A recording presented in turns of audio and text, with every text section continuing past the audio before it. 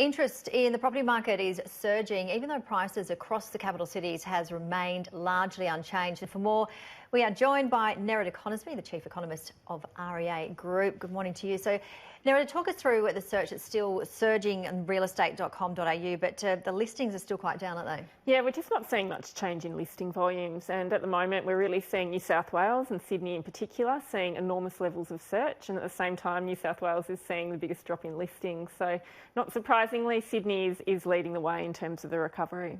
And showing a rapid change in sentiment is Western Australia?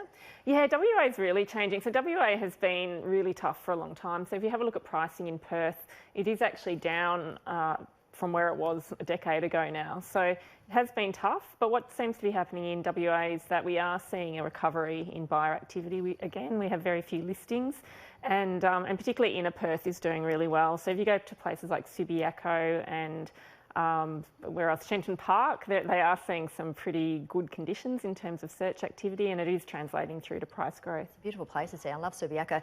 But the toughest market, Nerida, in Australia, it's actually the Northern Territory.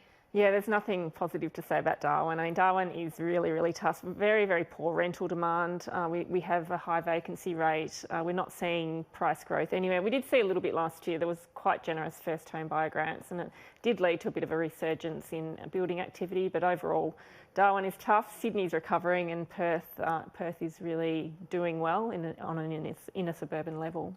Now, there's a build-to-rent event in Sydney. Talk us through that. Yeah, so I'm moderating a build-to-rent event on Tuesday.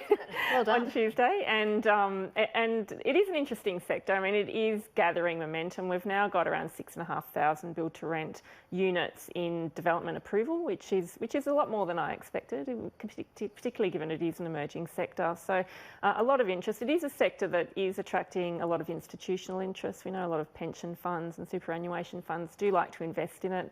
A lot of social housing providers are also very interested in it. And at this stage, it is emerging, but still has a long way to go. And most of those build-to-rent apartments are in Victoria?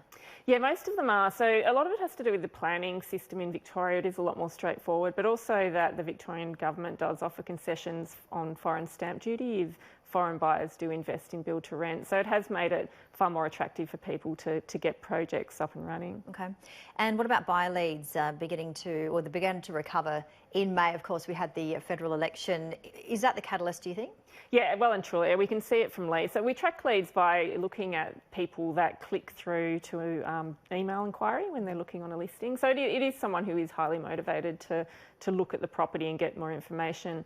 What we found is May was really the catalyst, but where we've seen the biggest surge is owner-occupiers. So first home buyers saw a bit of a resurgence. We've seen some activity from investors, but particularly over the last month, owner-occupiers are well and truly out and very, very active in the market.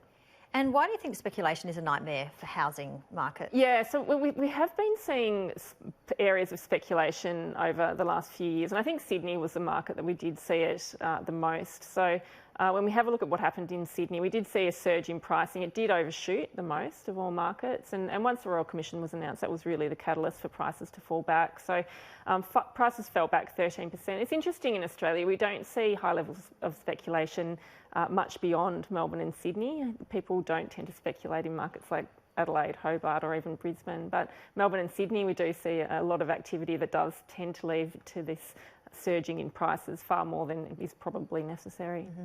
And finally, the clearance rates for auctions, Melbourne, Sydney, how they go? Yeah, they'll continue to be high. We're still seeing very few auction numbers, so it will be high this weekend, still, given all those clicks and email inquiries that are coming through at the moment. Yeah, always a very interesting segment having you on board here today, and we'll see you next week. But thanks very much, Nerida. Thanks for having me.